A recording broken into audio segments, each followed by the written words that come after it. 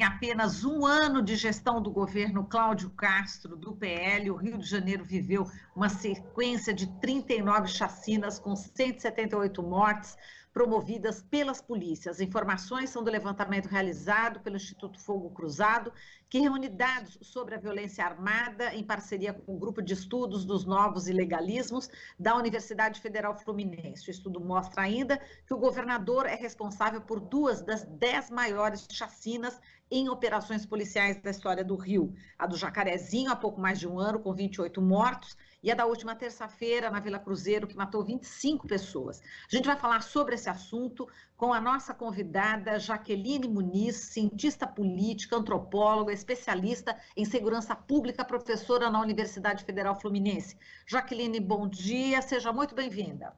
Bom dia, Marilu, bom dia a todos. Já estava com saudade de vocês, né? De poder estar nesse espaço aqui livre, né? De discussão, de debate. A gente também estava com muita saudade de você, Jaqueline, mas agora, realmente, novamente, um episódio bastante lamentável, triste. A gente está falando de mortes de pessoas, né? Das 39 chacinas sob a gestão de Cláudio Castro, a maioria, 31, ocorreram durante as operações policiais, provocando aí um total de 150 mortes, o equivalente a 84% dos assassinatos. Ou seja, foram agentes do Estado, né, Jaqueline, que provocaram essas mortes. Qual que é a análise que você faz sobre mais essa operação policial que virou chacina sobre o governo Cláudio Castro e essas operações policiais em favelas? São realizadas há anos, né, Jaqueline, mas não acabam com as ocorrências criminais, né? Então, a primeira coisa é dizer o seguinte, né? Essa é uma reestreia do pior. Isto é uma rebobinagem, né, da tragédia anunciada. Por que eu digo isso? Porque tem 36 anos no Rio de Janeiro, e não apenas aqui, que se fabricou o falso discurso da guerra contra o crime e foi tirando a polícia do bem das ruas, né, e ampliando o espaço da polícia dos bens. Na verdade, em vez de a gente fazer o policiamento cotidiano, que produz controle sobre território e população, a gente brinca de síndrome de cabrito e de efeito barata tonta, ou seja, sobe e desce morro, produzindo o que eu chamo de justiça de espetáculo, policiamento de ostentação, que na verdade tem elevada rentabilidade político-eleitoral. Interessa mais para as urnas, para os criminosos, né, para quem está por cima da carne seca no poder do mundo criminal, do que propriamente para a realidade. Então, essa é a primeira coisa clara. Outra coisa importante que é preciso que a população saiba é que, no caso do Rio de Janeiro, fica muito evidente que nós temos vários governos autônomos. Tem o governo do Castro, tem o governo policial, tem o governo miliciano e os governos do tráfico, tá certo? O senhor governador não governa as polícias. Ele aceitou e liberou, né, para o mundo do pode tudo. Né? A minha polícia faz qualquer coisa e eu sigo por aqui, fazendo outra coisa. Eles acabaram, desde o Witzel, acabaram com a Secretaria de Segurança Pública, com os mecanismos de controle da ação policial, transformando a polícia, né, num governo independente e autônomo, que sabota a própria possibilidade de prestação de serviços policiais de qualidade. Tá certo? Então, por isso, que eu entro com o social e a polícia faz o que bem entende. Né? Seja lá no Jacarezinho, seja onde que quiser. E por quê? Porque, na verdade, as operações policiais, né, elas têm uma importância quando são feitas de forma qualificada. Mas do jeito que está, virando rotina, o que elas fazem, na verdade, é maximizar o poder, o prestígio, a capacidade de influência político-eleitoral de grupelhos policiais, né, que se aparelham a polícia, da mesma maneira no Judiciário e no Ministério Público. Está todo mundo brincando de faroeste, porque é dimensão visível aos olhos nus da população. Então, se trata de produzir um projeto que é a maximização da insegurança. Tem que lembrar, né, porque tem rendimento eleitoral. É isso que tem que ficar muito claro. Né? Operação policial não produz controle de território e população. O efeito da operação policial é limitado no tempo e no espaço. Por quê? Porque não existe estoque de repressão. Cada vez que você sobreemprega recursos policiais, você escasseia o policiamento cotidiano das ruas e enfraquece a própria capacidade repressiva da polícia. Portanto, é burro, né, você fazer cotidianamente. Né? A primeira coisa é que os resultados dessa operação não obedecem aos próprios critérios de eficácia, eficiência e efetividade que a polícia desenhou. O Rio de Janeiro tem 3 protocolos para uso de operações policiais, com 12 critérios de montagem de uma operação, porque a razão de ser de uma operação policial é produzir baixa zero e não matança. A razão de ser de uma operação policial é atuar em cenários de elevado risco, incerteza e perigo e reverter esse cenário, fazendo o relógio andar para trás. Não é isso que nós assistimos. Nós assistimos uma Polícia Rodoviária Federal que não tem tradição como corpo tático, não tem competência tática, técnica acumulada para ação em cenários instáveis. E foi lá por quê? Porque está todo mundo disputando orçamento, poder, autonomia. Aqui a gente fala de ingerência, não tem ingerência de menos, autonomia e descontrole demais na mão dos setores policiais, né? Sabotando a perspectiva da segurança pública. Que fique claro, tá? Como se você não controla, né, território e população, você não está dando qualquer prejuízo ao CNPJ do crime. Você fica cancelando o CPF, mas, né, a economia criminosa, que é também política, segue de vento em popa. Eu queria dizer que matar gente, matar criminoso, suspeito, né, é a demonstração cabal da incompetência, de que a polícia tem perdido para o 5º, para o 6º, para o 7º escalão do crime. Por quê? Porque para os grupos criminosos, para os donos do poder criminoso, o sujeito que vai na linha de frente trocando tiro, a vida dele é descartável. Ele é um uberizado, um precarizado, ganha mal na drogaria ilegal da boca de fumo, correto? Ele é um precarizado. Então, ele não pode se render, ele tem que cair na frente. O sujeito que faz a cortina de fumaça na linha de tiro, ele tem pouco valor, tá, nas organizações criminosas. Por isso, e ele não pode recuar, porque se recuar, o pessoal de trás, os chefões, metem bala nele, tá claro? Então, ele é a bucha de canhão, vamos dizer muito claramente. Quem está com a arma na mão, dando tiro na polícia, é a bucha de canhão. A polícia, por sua vez, quando decide matar, ela está matando a galinha dos ovos de ouro. Então, os suspeitos, eles são mais valiosos para a polícia e para a justiça do que para o próprio crime, né? Então, quando você mata a galinha dos ovos de ouro da investigação e da inteligência, você está queimando o arquivo. Tá certo? Você não está aprendendo nada de como funciona o crime. Você não vai desbaratar crime nenhum. Muito ao contrário, o tiro, porrada e bomba cria grupos criminais. Tem 36 anos que o Comando Vermelho se desmembrou em terceiro comando puro, ADA, se expandiu Brasil afora, em parceria ou em disputa com o PCC. Tá certo? Então, ao contrário, a guerra contra o crime, ela produz, né? Ela produz os grupos criminosos para quê? Para poder subir o preço do alvará da propina, para subir o preço do arrego, né? E terceirizar territórios populares, né? Porque esses recursos criminosos são os recursos de caçadores de campanha, que fique claro. Tá? Então, olha bem, você sai matando por aí, né? Qual o problema? No mínimo, nós temos que nos perguntar, você tá silenciando a galinha dos ovos de ouro? Tá certo?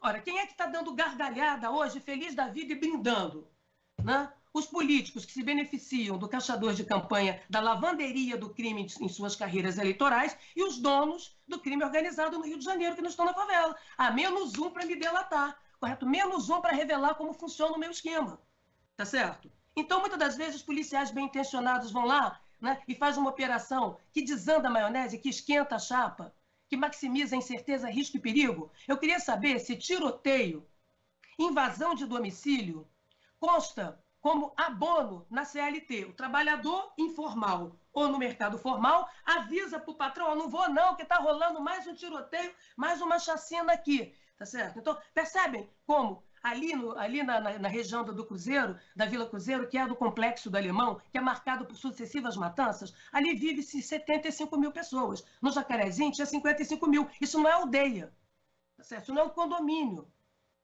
Então é evidente que revelou ausência de padrão tático, de qualidade tática de ação, porque essa foi uma operação programada.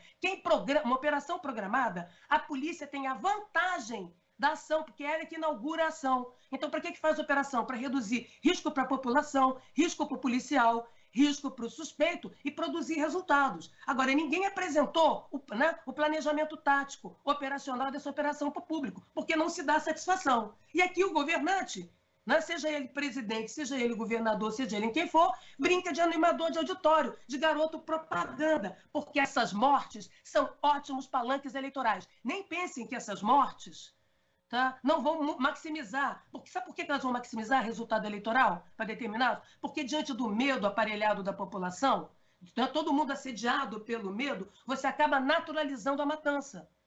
tá certo? Acaba naturalizando. Você quer alguma solução imediata. E solução imediata que não existe só pode ser feita de maneira autoritária, violenta e atrás das mortes tem uma coisa chamada corrupção. Então, quem é que está ganhando com a matança? Tá certo? Aqueles que negociam a vida do policial, né? Aqueles que negociam a vida de criminosos de segundo e terceiro escalão. Não é razoável que em 36 anos de fantasia de guerra contra o crime, as polícias sigam perdendo para o 10º escalão, para o 7º escalão. Porque, afinal, né, se você sai matando as supostas lideranças, não dá tempo, não é mesmo? E a outra pergunta é, você já viu alguma drogaria funcionar, alguma padaria funcionar fechada? Tem que pagar fornecedor, tem que pagar folha de pagamento, sabe? Tem que se defender do rival. Né? Então você acha que para os grupos criminosos interessa todo dia a fantasia do tiro, porrada e bomba? Mas o que nós assistimos aqui, né, é essa fantasia lavajatista. É o sujeito querer aparecer. Então vira justiça de auditório, justiça de Big Brother, polícia ostentação, polícia de espetáculo, porque eles viraram atores políticos que tomam decisão e governam no nosso lugar. O nome disso é milicialização. Tá? Então que fique claro que eu tenho avisado insistentemente que nós temos uma autonomização predatória do poder de polícia que chantageia o parlamento, silencia o judiciário e infantiliza, né, e algema em seu próprio gabinete o governante. Então é disso que se trata. Por isso, o senhor Castro, que era desconhecido da população, em 1 ano e pouco de governo, acumula esses resultados, porque ele não governa. Quando você não governa a segurança, você não governa absolutamente nada, porque segurança, né, quem tem a espada na mão, quem tem a capacidade de dobrar à vontade, também chantageia você, sua família, silencia, né, os seus aliados, não é mesmo? Então nós estamos assistindo a isso, a governos autônomos, criminosos ou policiais, né, que sabotam a perspectiva da segurança pública. Segurança pública não é o imediato, não é o aqui e agora do seu medo. Segurança pública é um horizonte que permite o amanhã. O que é segurança pública? Circulação de ideias, pessoas, valores, bens e serviços em larga escala. Ora, o que nós assistimos ali foi a inviabilização. O sujeito acorda às 4 da manhã, não sabe se pode sair para trabalhar, quem está fora não pode voltar, ainda tem o pessoal que fica no meio da balachada. Né? Então, são 75 mil pessoas ali, mas o entorno. Isso é segurança?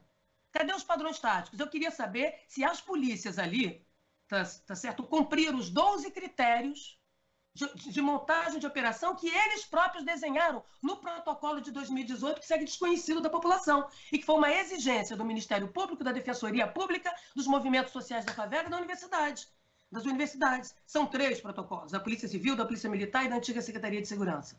Tá certo? Então, essa lambança que a gente assiste tem a ver com essa autonomização, todo mundo batendo palma. Só que cancelar a CPF, estou respondendo ao presidente, não cancela a economia política do crime, não é mesmo? Cujo dinheiro, né, o dinheiro do crime vai para dentro das carreiras políticas, que são as melhores lavanderias. Tá claro? Então, quando você tem matança, é porque você tem uma rede de corrupção por trás. E hoje está todo mundo comemorando ali, entendeu? Nas coberturas, no Rio de Janeiro, nos palácios. Quer brincar sério, né, de enfrentar o crime organizado? Começa a visitar os palácios de governo. Começa a visitar as câmaras legislativas. Começa, né? Porque o mercado ilegal segue de vento em popa. Né? Terceirizando a população, terceirizando os serviços essenciais. Que isso é que dá dinheiro. Lá, gás, luz, né?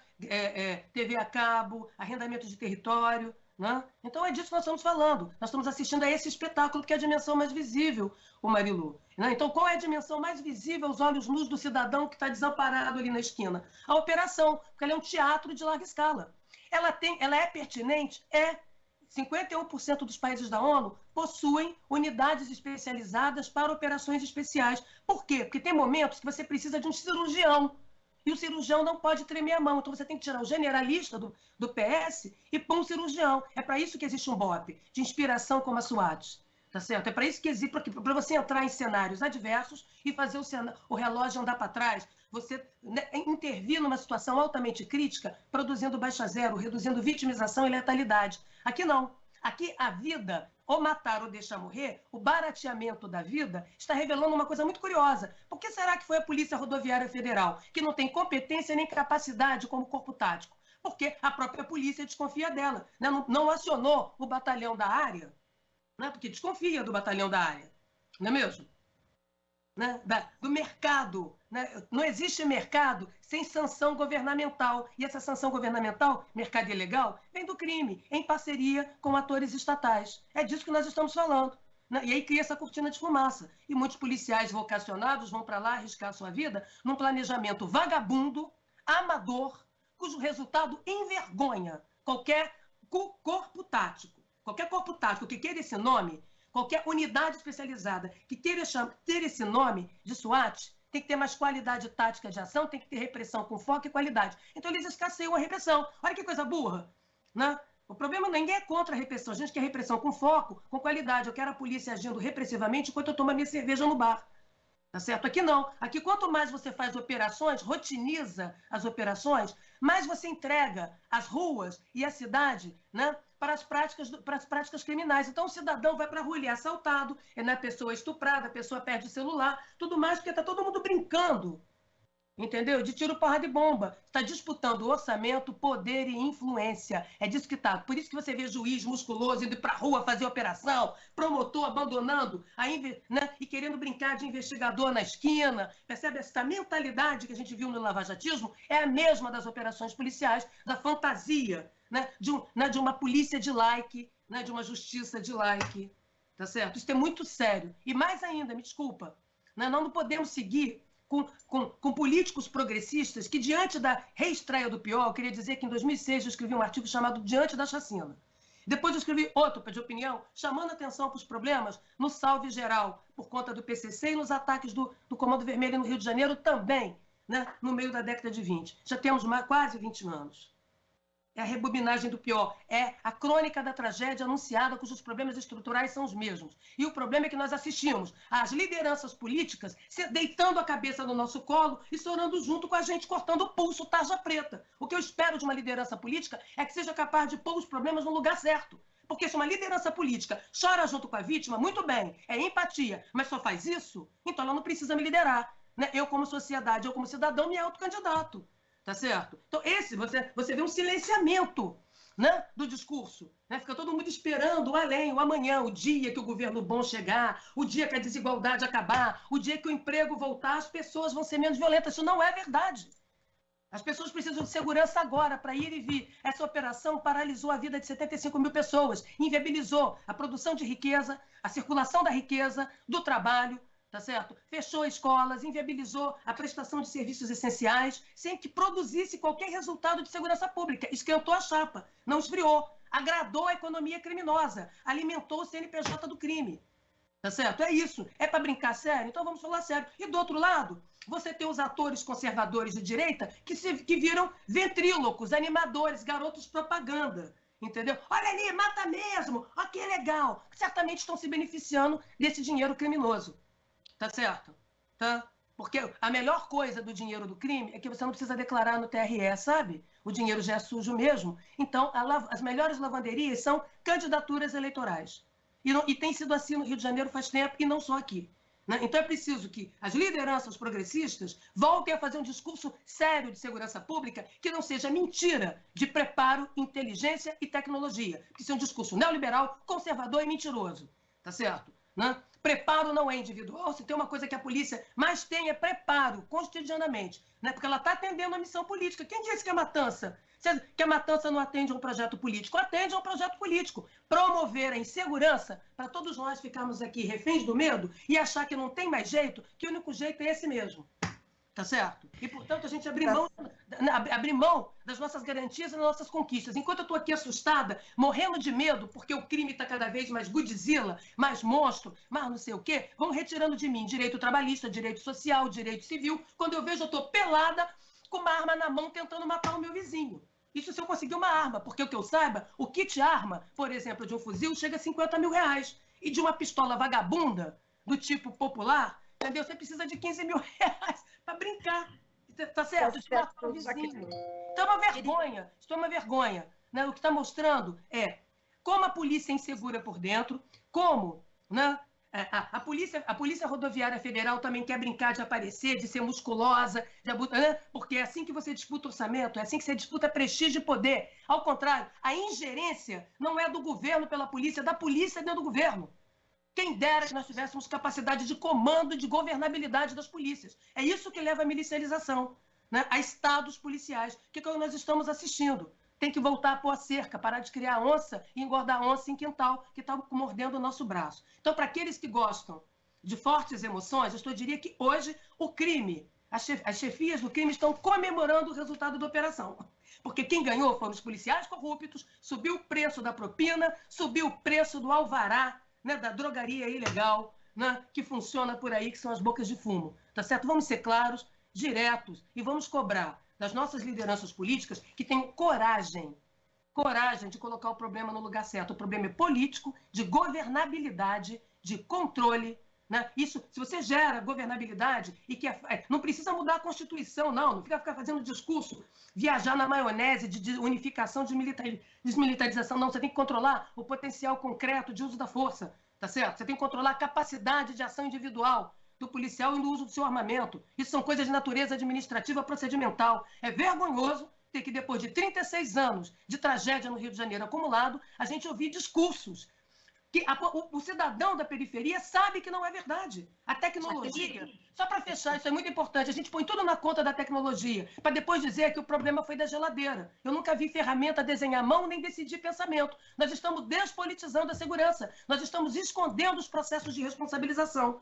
Tá certo? Então, e a inteligência também pode ser para o mal, né? Porque você tem inteligência para matar, você tem inteligência para perseguir, você tem inteligência para chantagear, para produzir falsas provas. Então, quando alguém chega e diz que vai trabalhar com preparo, inteligência e tecnologia, não me importa se vem do mundo progressista, de onde vem, está mentindo, está beflando, mostra que não sabe do que está falando, e a população embaixo olha e fala, vou continuar aqui sendo dominada pelas dinâmicas criminais violentas, hora da polícia, hora da milícia, hora do tráfico.